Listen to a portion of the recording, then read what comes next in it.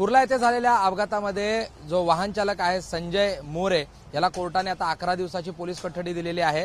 या संदर्भात नेमकं त्यांचे ॲडव्होकेट आणि त्यांचं नेमकं काय बोलणं झालं या सगळ्या घटनेसंदर्भात माझ्याबरोबर ॲडव्होकेट समाधान सुलाने आहेत। नेमक्या संजय मोरे यांनी तुम्हाला काय माहिती दिली, कारण सगळ्यांना हेच जाणून घ्यायचं की नेमकं त्या बसमध्ये काय झालं असं की तो अपघात झालाय। ज्यावेळेस आरोपीला न्यायालयात आणल्यानंतर मी त्याला ह्या घटनेची हकीकत विचारली असता त्यांनी सांगितलं मी गाडी चालवत असताना अचानक गाडीमध्ये स्पार्क झाला आणि स्पार्क झाल्यामुळे मी प्रयत्न केला गाडी थांबवण्याचा, पण ती स्पार्क झाल्यामुळे अचानक गाडी पुढे गेली असं त्यांनी रिझन सांगितलेलं। या संदर्भात आता आरटीओ देखील तपासणी करेल, वेगवेगळ्या यंत्रणा तपासणी करतील। तुम्हाला काय वाटतं, कारण इलेक्ट्रिक कार होती आणि त्या इलेक्ट्रिक कारमध्ये काही दोष आहेत? नक्की माझ्या माहितीप्रमाणे ज्यावेळेस आता त्यांनी जे स्टेटमेंट केलेलं आहे त्या इलेक्ट्रिक कारमध्येच गाडीमध्येच काहीतरी अडचण असेल, त्याच्यामुळे हे घडलेलं असं आमचं वैयक्तिक प्रथमतः हे। तुम्ही न्यायालयाला देखील हे निदर्शनास आणून देत होतात की इलेक्ट्रिक कारमध्ये इलेक्ट्रिक ज्या बसेस आहेत त्यांच्यामध्ये आग लागते। हा, या संदर्भात त्यांना माहिती दिली आणि न्यायालयाला म्हटलं युट्यूबवर अनेक ठिकाणी या संदर्भातली माहिती भेटत असते, आपण बी बघावं। न्यायालयाला हे सुद्धा सांगितलेलं आहे। ही 7 दिवसाची तब्बल 11 दिवसाची कोठडी नाही, न्यायालयाला गुन्ह्याची व्याप्ती मोठी अशी वाटल्यामुळे त्यांनी दिलेली आहे, मग त्या संदर्भात आम्ही मान्य सत्र न्यायालयामध्ये दाद मागणार आहे। पण ज्या पद्धतीने संजय मोरे यांनी तुम्हाला माहिती दिली आहे की स्पार्क झाला, नेमकं काय झालं होतं असं त्यांनी सांगितलेलं आहे सविस्तर मध्ये गाडी चालवत असताना अचानक समोरच्या भागात त्या इथे स्पार्क झाला आणि त्याच्यामुळे गाडीला मी कुठल्या प्रकारचं काही केलं नाही, अचानक स्पार्क झाल्यामुळे घडला। नियंत्रण मग कसं सुटलं? नाही, नियंत्रण अचानक त्या गाडीमध्ये विदाऊट नियंत्रणचं हे झालं, कारण मी गाडी स्टेअरिंग त्याच्या हातात होती पण ती स्पार्क झाल्यामुळे गाडी मूव्ह झालेली असं त्यांचं म्हणणं आहे।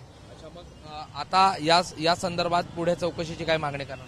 नाही, आम्ही इतकंच सांगेल पोलिसांनी पारदर्शकपणे बीएसटी प्रशासन आणि ज्या कंपनीने इलेक्ट्रिक बसेस प्रोव्हाइड केलेल्या त्यांना आरोपी का करावा नाही हा त्यांनी विचार करावा, कारण अशा वाहनामुळे लोकांचे जर हे होत असेल ती जबाबदारी महाराष्ट्र शासनाची सुद्धा, त्यांनी सुद्धा त्याचा सविस्तर विचार करावा। खरं तर आता बेस्टच्या ज्या ताफ्यांमध्ये ह्या प्रायव्हेट कंपन्या आलेल्या आहेत त्या हे प्रशिक्षण देत आहेत, प्रशिक्षणामध्ये कुठे चूक झालेली आहे का किंवा अशी मागणी काही करणार आहात? नाही, प्रशिक्षण हे योग्य पद्धतीनेच असेल।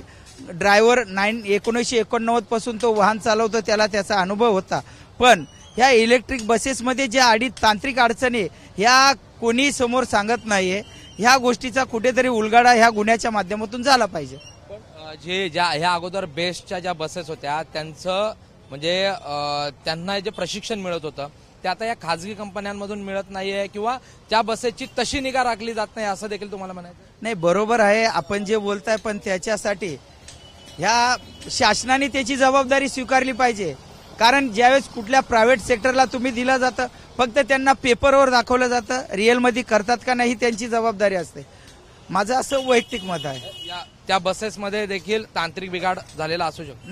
नक्की तांत्रिक बिघाड असल्यामुळेच हा अपघात घडलेला आहे, गाडीच्या ड्रायव्हरमुळे अपघात घडलेला नाही, तांत्रिक बिघाडमुळे झालेला आहे। आता या चौकशीची मागणी कराल? या चौकशीची मागणी आम्ही न्यायालयाला सुद्धा सांगितलं, याचा सखोल तपास व्हावा, कारण सत्य परिस्थिती पोलिसांनी नाण्याची एकच बाजू मांडलेली, दुसरी बाजू समोर ठेवलेली नाहीये। धन्यवाद। माझ्याबरोबर ॲडव्होकेट सुलाने होते ज्यांनी संजय मोरे याला अटक झाल्यानंतर त्याच्याशी संवाद साधला होता, नेमकी या घटनेची माहिती घेतलेली होती आणि त्यांनी जी माहिती ॲडव्होकेट सुलाने यांना दिलेली आहे संजय मोरे यांनी, त्या ठिकाणी ज्यावेळेस बस चालवत होते त्या बसमध्ये पुढे जो डेकचा भाग आहे त्या ठिकाणी काही स्पार्क झाला आणि त्यानंतर गाडीवरचं नियंत्रण सुटलं होतं अशी माहिती त्यांनी दिलेली आहे। मात्र या सगळ्या प्रकरणी आता चौकशीची मागणी ॲडव्होकेट सुलाने यांनी केलेली आहे। कॅमेरा पर्सन रुपेश शेलारसह प्रशांत बडे, एबीपी माझा, मुंबई। एबीपी माझा, उघडा डोळे बघा नीट।